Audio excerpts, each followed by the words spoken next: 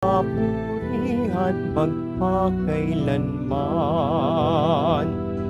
Purihin siya ay awitan at papurihan magpakailanman. Sa ngalan ng Ama at ng Anak at ng Espiritu Santo, Amen. sumainyo ang Panginoon. At sumaiyo rin. Mga kapatid, aminin po natin ang ating mga kasalanan upang marapat tayong gumanap sa banal na pagdiriwang. Inaamin ko Sa makapangyarihang Diyos at sa inyo mga kapatid, na lubha akong nagkasala sa isip, sa salita, sa gawa, at sa aking pagkukulang.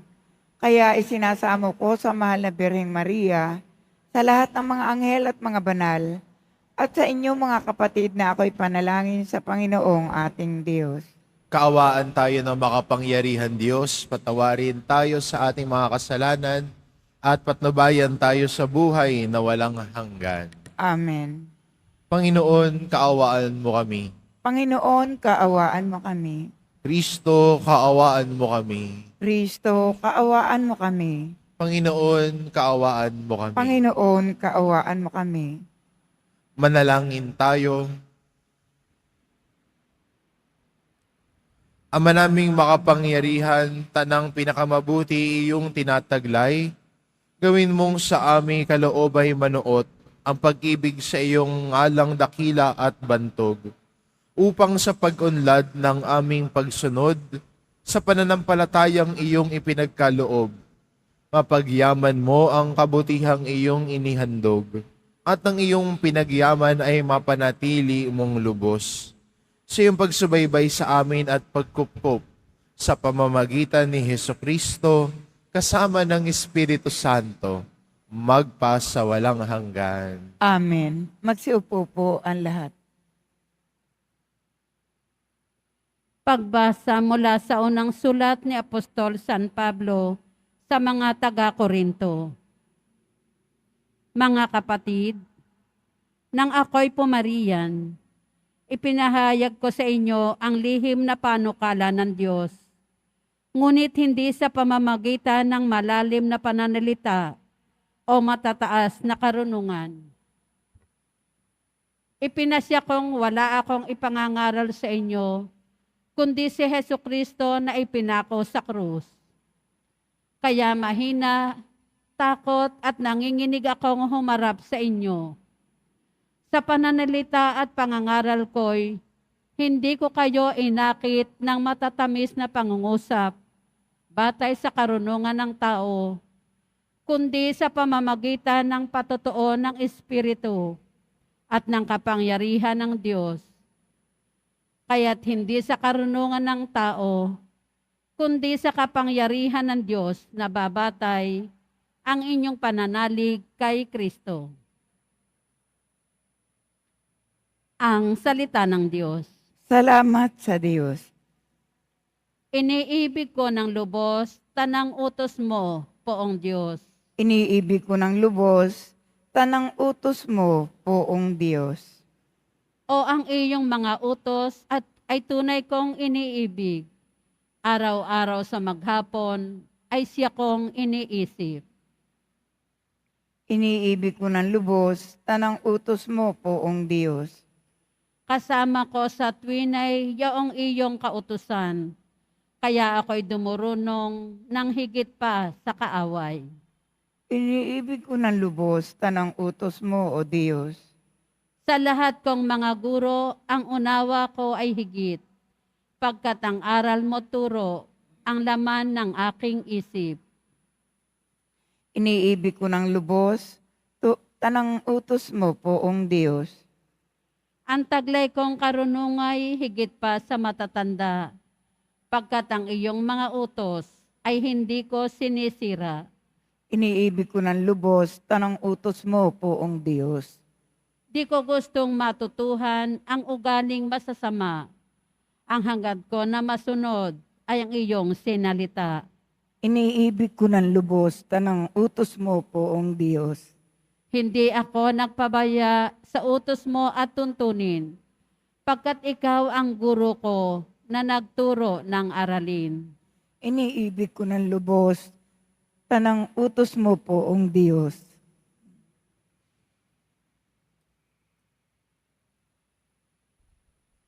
Magsitayo po ang lahat.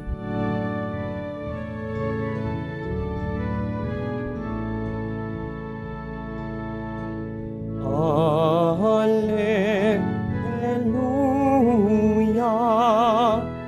Hallelujah. Hallelujah. Hallelujah.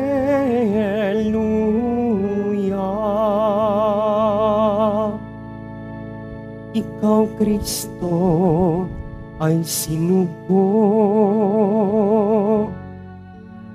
upang sa dukhay magturo, magpalaya sa bilanggo. Alleluia, alleluia,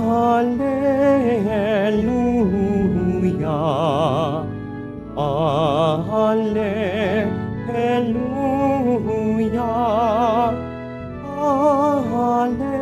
alleluia.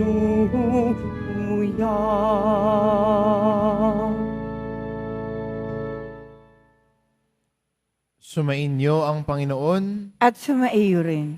ang mabuting balita ng Panginoon ayon kay San Lucas. Papuri sa iyo, Panginoon. Nung panahong iyon, umuwi si Jesus sa Nazaret na kaniyang nilakihan.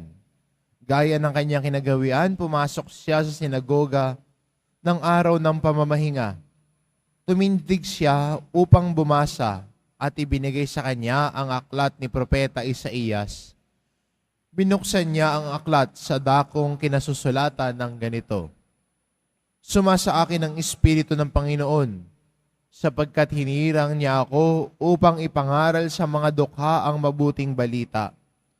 Sinugo niya ako upang ipahayag sa mga bihag na sila'y lalaya, at sa mga bulag na sila'y makakakita, upang bigyang kaluwagan ang mga sinisiil at ipahayag ang pagliligtas na gagawin ng Panginoon. Nilulun niya ang kasulatan at matapos isauli sa tagapaglingkod, siya'y naupo. Nakatingin sa kanya ang lahat ng nasa sinagoga at sinabi niya sa kanila, Natupad ngayon ang bahaging ito ng kasulatan, samantalang nakikinig kayo. Pinuri siya ng lahat at namangha sa kanyang napakahusay na pananalita. Hindi ba ito ang anak ni Jose? Tanong nila. Kaya't sinabi ni Jesus, walang pagsalang babanggitin ninyo sa akin ang kawikaang ito. Doktor, gamutin mo ang iyong sarili. Sasabihin din ninyo sa akin, gawin mo naman sa iyong sariling bayan ang mga nabalitaan naming ginawa mo sa Capernaum. At nagpatuloy ng pagsasalita si Jesus. Tandaan ninyo, walang propetang kinikilala sa kanyang sariling bayan. Ngunit sinasabi ko sa inyo, maraming babaeng balos sa Israel nung kapanahunan ni Elias nang hindi umulan sa loob ng 3 taon kalahati at nagkaroon ng matinding taggutom sa buong lupain. Subalit hindi sa kanino man sa kanila pinapunta si Elias, kundi sa isang babaeng balo sa Serapta, sa lupain ng Sidon. Sa dami-dami ng mga ketongin sa Israel nung kapanahunan ni Eliseo, walang pinagaling isa man sa kanila. Si Naaman pang taga-Syria ang pinagaling. Galit na galit ang lahat ng nasa sinagoga nang marinig ito. Nagtindigan sila at pinagtabuyan siyang palabas sa taluktok ng burol na kinatatayuan ng bayan upang ibulid sa bangin. Ngunit dumaan siya sa kalagitnaan nila at umalis. ang mabuting balita ng Panginoon. Pinupuri ka namin, Panginoong Hesukristo. Magsiupo po ang lahat.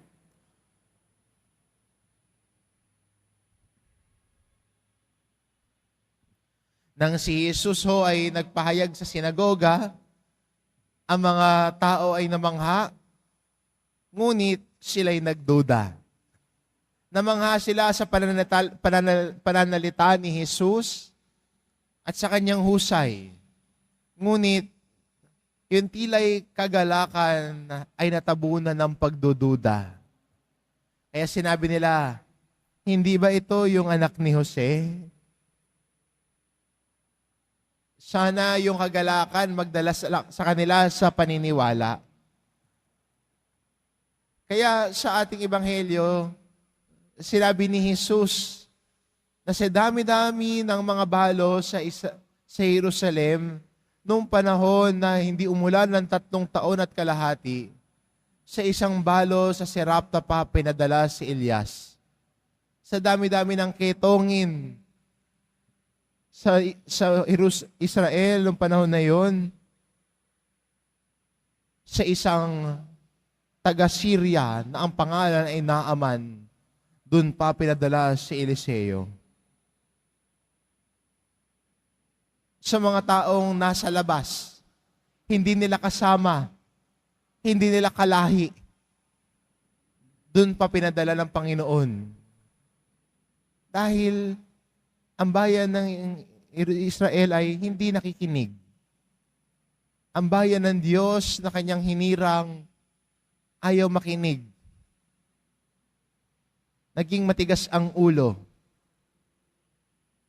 At yung mga tao sa Nazaret ng panahon na ito, habang nagpapahayag si Jesus, naging matigas ang ulo at hindi handang tanggapin ang pagpapahayag ni Jesus. Sana mas naging bukas sila. Sana mas naging bukas sa bagong kayang ibigay ni Jesus sa kanila. Hindi pagdududa ang naging paningin, kundi pagkamangha sana ang maging paningin. Maganda rin sa atin bilang Kristiyano sa panahon ho ngayon na minsan ay wag sanang mawala yung pagkamangha natin sa bagay-bagay.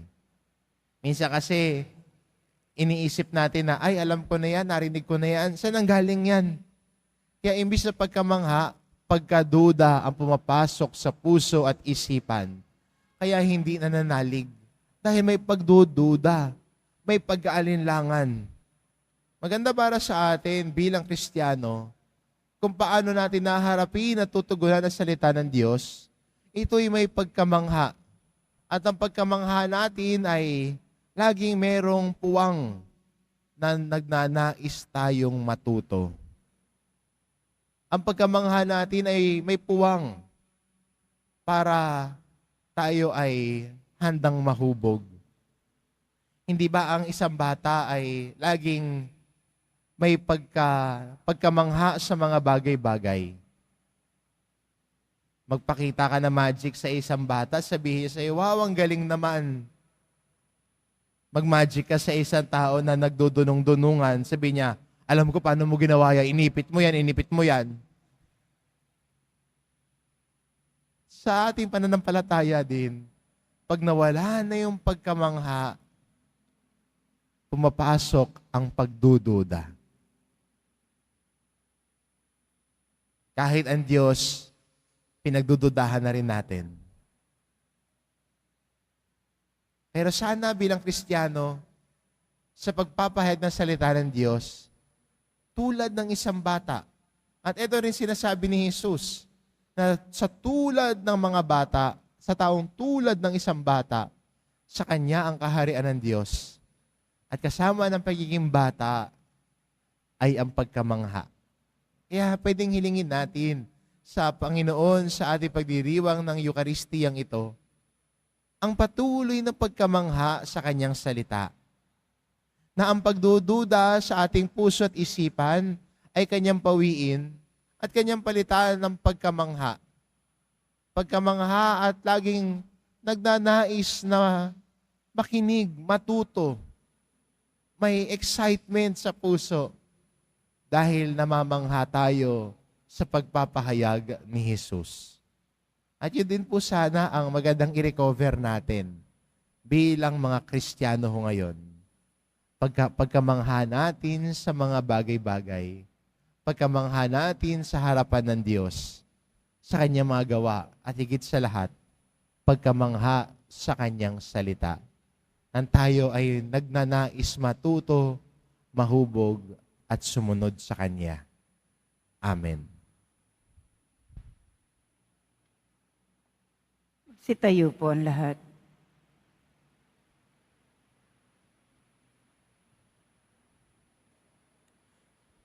Minamahal ko mga kapatid, tinanggihan si Jesus ng sarili niyang mga kababayan.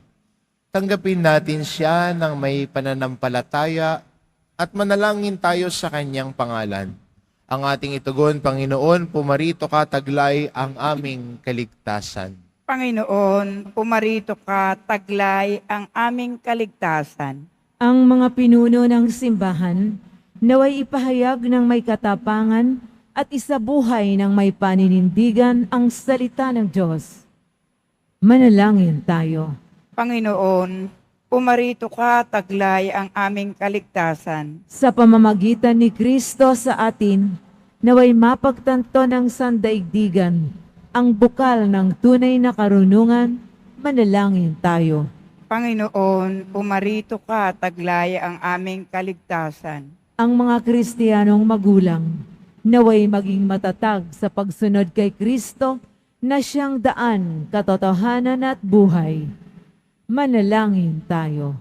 Panginoon, pumarito ka, taglay ang aming kaligtasan. Ang mga may sakit na nabibigatan sa buhay, naway madama ang presensya ng Diyos sa pamamagitan ng pag-aaruga at malasakit ng kanilang mga pamilya. Manalangin tayo. Panginoon, pumarito ka, taglay ang aming kaligtasan. Ang mga tapat na yumao naway tumanggap ng kaligayahang walang hanggan buhay. Manalangin tayo. Panginoon, pumarito ka, taglay ang aming kaligtasan. Makapangyarihang Ama, walang sinuman sa amin ang makalalapit kay Kristo kung hindi mo ito ipinagkaloob. Gawin mo kaming iisa sa Kanya upang makapiling ka namin magpa sa walang hanggan. Amen. Magsiupo po ang lahat.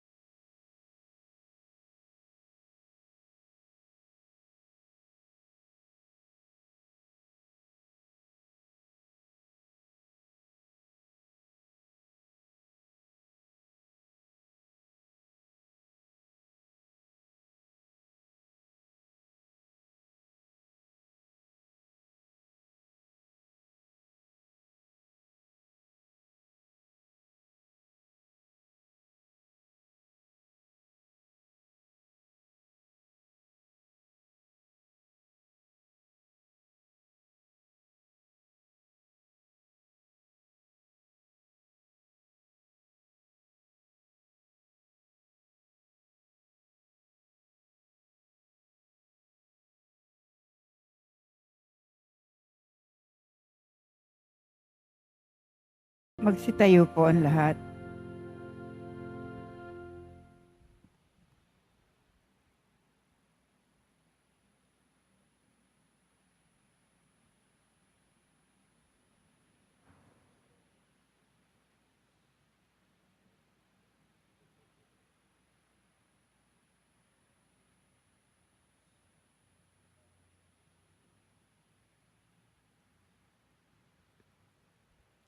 Manalangin kayo mga kapatid, upang ang paghahain natin ay kalugdan ng Diyos amang makapangyarihan.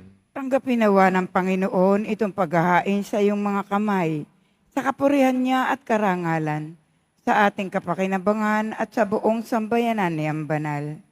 Ama naming lumikha, ang banal na paghahain ay lagi nawang magdulot ng iyong pagbabasbas na sa amin tumutubos, upang ang ginaganap mo sa aming pagdiriwang ay maging lubos na pagkakaloob ng iyong pagmamahal sa pamamagitan ni Hesukristo kasama ng Espiritu Santo magpasawalang hanggan. Amen. Sumainyo ang Panginoon. At sumaiyo rin. Itaas sa Diyos ang inyong puso at diwa. Itinaas na namin sa Panginoon. Pasalamatan natin ang Panginoong ating Diyos. Marapat na siya ay pasalamatan. Ama naming makapangyarihan, tunay ngang marapat na ikaw ay aming pasalamatan. Ikinalugod mong likain ang sanlibutan ng iyong iyong pinagbabago at idinarangal sa pamamagitan ng iyong anak na kinalulugdan. Kaya't utang na loob ng iyong mga itinatangi at ng mga banal na kapiling mong lagi ang iyong paggiliw at pagkakandili. Kaya kaisa ng mga anghel na nagsisiawit ng papuri sa iyo nang walang humpay sa kalangitan, kami nagbubunyi sa iyong kadakilaan. Santo, Santo, Santo, Panginoong Diyos ng mga hukbo, napupuno ang langit at lupa ng kadakilaan mo, usana sa kaitaasan. Pinagpala ang naparirito sa ngalan ng Panginoon, usana sa kaitaasan. Magsiluhod po ang lahat. Ama naming banal, ikaw ang bukal ng tanang kabanalan, kaya't sa pamamagitan ng iyong Espiritu gawin mong banal ang kaloob na ito, upang para sa amin maging katawan at dugo ng aming Panginoong Hesukristo. Bago niya pinagtiis ang kusang loob na maging handog, hinawakan niya ang tinapay, pinasalamatan kanya. Pinagati-hati niya iyon, iniabot sa kanyang mga alagad at sinabi, tanggapin ninyong lahat ito at kanin. Ito ang aking katawan na iahandog para sa inyo.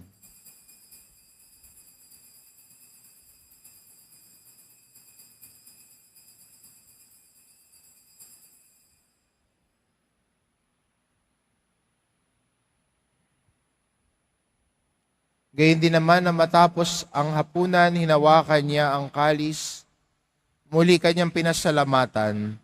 Iniabot niya ang kalis sa kanyang mga alagad at sinabi, tanggapin ninyong lahat ito at inumin. Ito ang kalis ng aking dugo, ng bago at walang hanggang tipan. Ang aking dugo na ibubuhos para sa inyo at para sa lahat, sa ikapagpapatawad na mga kasalanan. Gawin ninyo ito sa pag-alala sa akin.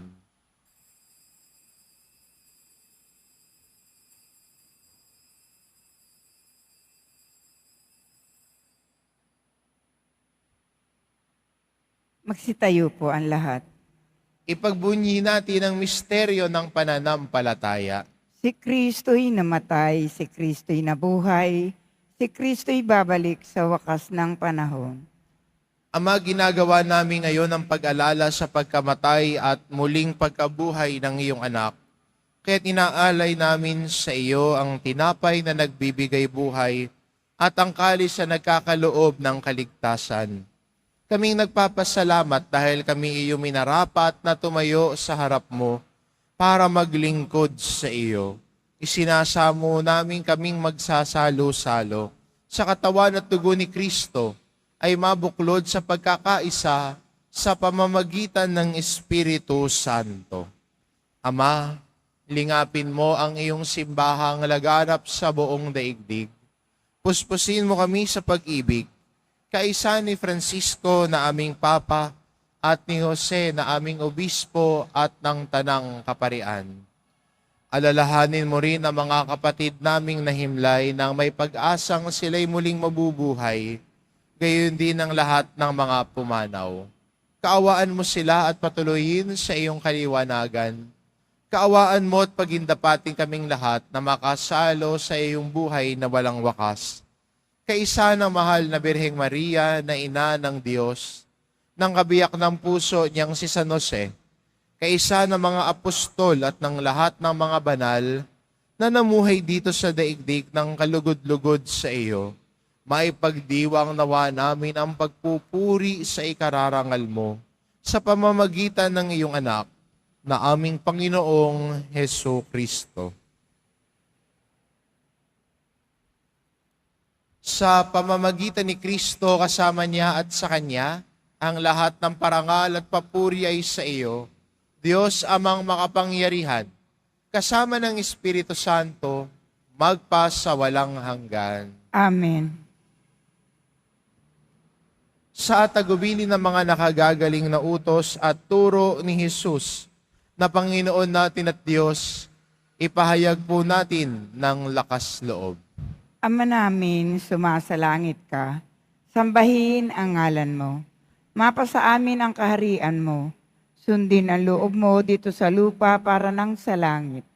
Bigyan mo kami ngayon ng aming kakanin sa araw-araw at patawarin mo kami sa aming mga sala para ng pagpapatawad namin sa nagkakasala sa amin. At huwag mo kaming ipahintulot sa tukso at iadya mo kami sa lahat ng masama. Inihiling namin kami adya sa lahat ng masama pagkalooban ng kapayapaan araw-araw. Iligtas sa kasalanan at ilayo sa lahat ng kapahamakan. Samantalang aming pinananabikan ang dakilang araw ng pagpapahayag ng tagapagligtas naming si Hesu Kristo. Sapagkat iyo ang kaharian at ang kapangyarihan at ang kapurihan magpasawalang hanggan. Amen. Panginoong Kristo, sinabi mo sa iyong mga apostol, kapayapaan ang iniiwan ko sa inyo, ang aking kapayapaan ang ibinibigay ko sa inyo. Tungayan mo ang aming pananampalataya at huwag ang aming pagkakasala. Pagkalooban mo kami ng kapayapaan at pagkakaisa, ayon sa iyong kalooban, kasama ng Espiritu Santo, magpa sa walang hanggan. Amen. Ang kapayapaan ng Panginoon ay laging sumainyo. At sumaiyo rin. Magbigayan kayo ng kapayapaan sa isa't isa.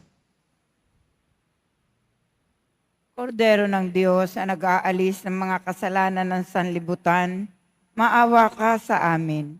Kordero ng Diyos na nag-aalis ng mga kasalanan ng sanlibutan, maawa ka sa amin. Kordero ng Diyos na nag-aalis ng mga kasalanan ng sanlibutan, ipagkaloob mo sa amin ang kapayapaan. Magsiluhod po ang lahat. Ito ang kordero ng Diyos, ito nag-aalis ng kasalanan ng sanlibutan. Mapalad ang mga inaanyayahan sa kanyang piging. Panginoon, hindi ako karapat-dapat magpatuloy sa iyo, ngunit sa isang salita mo lamang ay gagaling na ako.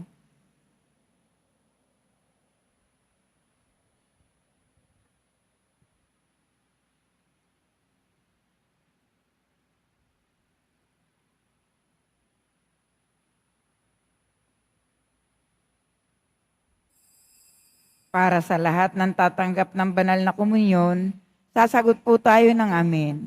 Pagkasabi ng pare o ng lay minister ng katawan ni Kristo, at isubo agad sa bibig bago umalis sa harapan ng pari o ng lay minister. Sumunod po tayo.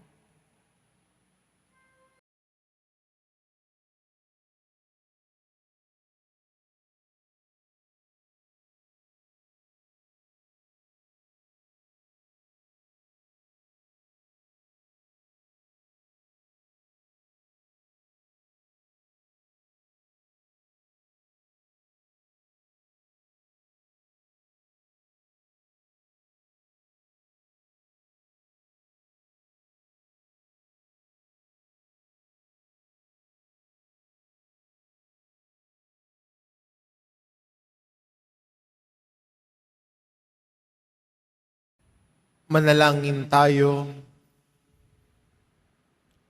Ama namin mapagmahal, kaming nagsalo-salo sa pagkaing iyong bigay, ay humihiling ng lakas mong inilalaan upang ang kagandahang loob namin madagdagan sa paglilingkod namin sa iyong kadakilaan, na nagpapaalab sa pag-ibig namin sa kapwa-tao sa pamamagitan ni Jesucristo kasama ng Espiritu Santo, magpa sa walang hanggan. Amen. Sumainyo ang Panginoon. At sumaiyo rin. Mahal na pong Hesus Nazareno, inihayag mo sa pamamagitan ng krus ang walang maliw na pag-ibig ng Diyos sa sangkatauhan. Pakinggan mo ang kahilingan ng iyong angkan na nagsusumamo sa iyo. Makakamtan nawa nila ang iyong katagunan at tanggapin ang kasagutan na may utang na loob na tinatanaw. Basbasan din po ninyo ang mga may daladala nilang imahin at dasalan sa pamamagitan ng bendisyon na ito, naway maalala nila ang mga pangako nila noon sa binyag, na ikaw ang kanilang iibigin at paglilingkuran bilang Panginoon magpa sa walang hanggan. Amen. At pagpalain kayo ng ating mapagmahal na Diyos, ang Ama at ang Anak at ang Espiritu Santo. Amen. Umayo kayo, taglay ang kapayapaan ng Poong Jesus Nazareno. Salamat sa Diyos.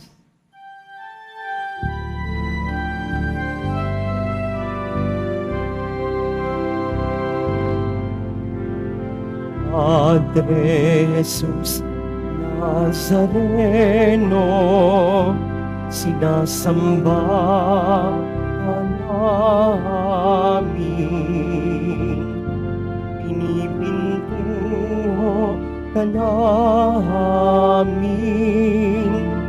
aral mo ang aming buhay at kaligtasan. Cristo Padre Jesus Nazareno, iligtas mo kami sa kasalanan.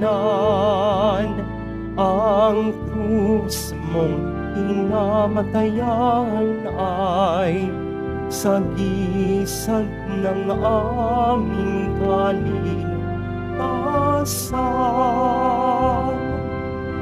Nuestro Padre Jesus Nazareno, dinarangal ka namin. Nuestro Padre Jesus Nazareno, nilulwalhati ka namin. Nuestro Padre Jesus Nazareno, dinarangal ka namin. Nuestro Padre Jesus Nazareno, nilulwalhati ka namin.